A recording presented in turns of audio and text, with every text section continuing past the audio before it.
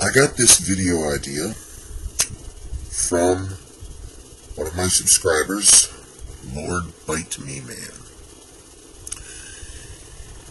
I've decided to do this video because I think it would be the first real video that I do about a scientific topic. It'll be the first video where I'm able to include science. The subject of this video is the Large Hadron Collider, and I will be discussing why it, in all likelihood, will not destroy the planet. Okay. The Large Hadron Collider has two possible methods that could cause the end of the world. The first method is by the generation of high-energy strangelets. Now, a strangelet is a complex consisting of up, down, and strange quarks. So far, all strangelets that we've witnessed are unstable. The possibility exists, and some scientists have predicted this, is called the strange matter hypothesis, that larger strangelet complexes are actually thermodynamically very stable. And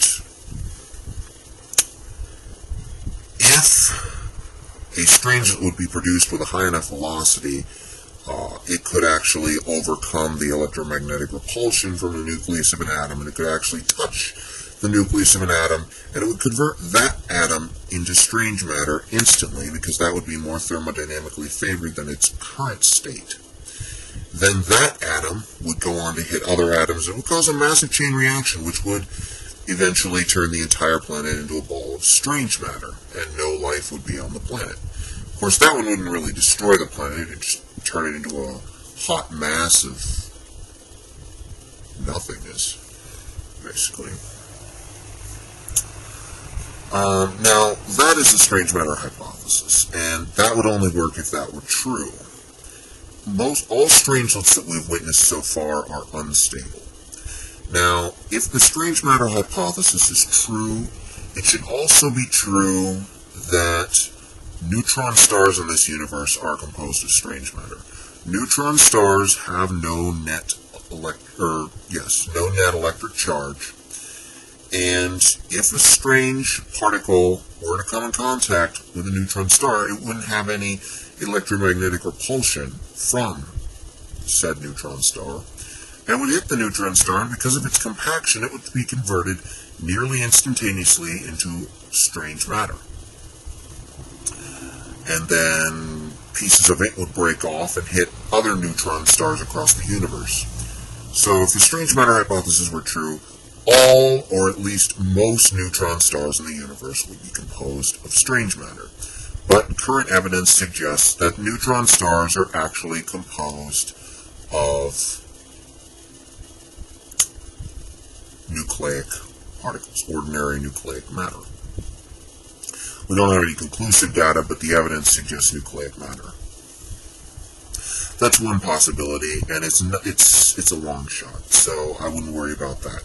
And that's only if strangelets are necessarily produced in the Large Hadron Collider. The other possibility that is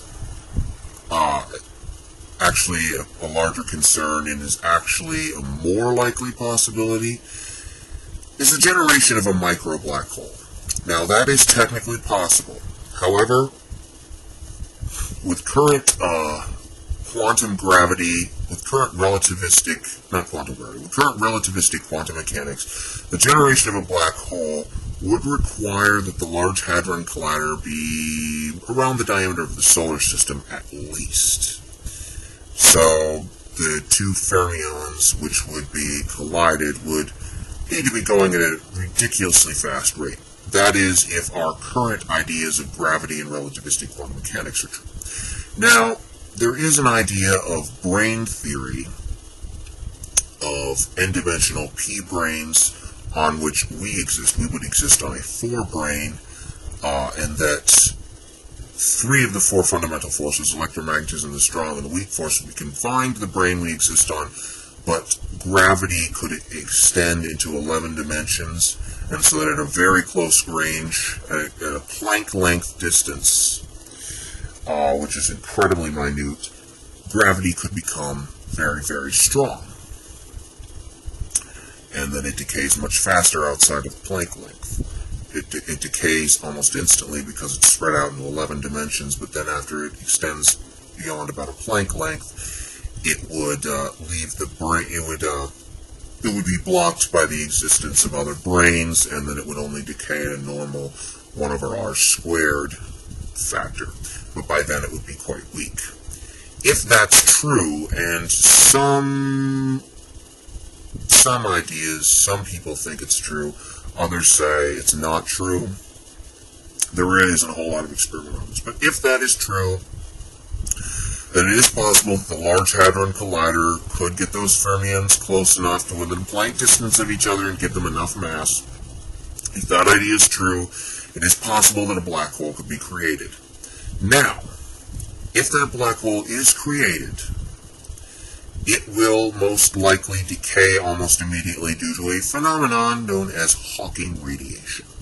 Hawking radiation is a phenomenon wherein the generation of virtual particles causes the loss of mass in a black hole. It's actually a very complicated phenomenon. I'm not going to get into it here, explaining it has to do with negative and positive energy densities. It's rather complicated. We have never directly witnessed Hawking radiation, but we do have evidence for Hawking radiation. You see, Hawking radiation occurs around the event horizon of a black hole. This is what Stephen Hawking proposed. Well, we know, or we have detected experimental evidence in the form of the cosmic microwave background radiation for event horizons causing the Hawking radiation effect. Allow me to explain. The light cone, as is referred to in physics, that we can perceive has itself an event horizon. There are certain places in the universe that are moving away from us, and they're far enough away from us that even in theory, the light from those objects will never reach the Earth. Not one photon will reach it because they're accelerating too fast, and they're too far away. The light from them will never reach us. So that creates a type of event horizon. And if black hole event horizons produce the Hawking radiation phenomenon, then perhaps these event horizons do as well. And observations in the distortions and fluctuations in the cosmic microwave background radiation have led us to believe that yes, in fact, Hawking radiation is a legitimate phenomenon.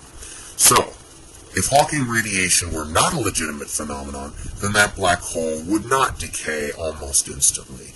It would remain stable. Now, the third thing that would have to collude is that the black hole would also have to have a small enough velocity that it could be captured by the gravitational field of the Earth. Then we would have a disaster. But that requires the collusion of three things. That particular version of brane theory about gravity is correct. Hawking radiation is a non-existent phenomenon, and the black hole generated will be moving too slowly to escape Earth's gravitational field. The probability of these three things colluding at once is incredibly small, and therefore I wouldn't worry about it. All scientists, or most scientists, most actual physicists, not other scientists, but physicists, have said it is a long shot.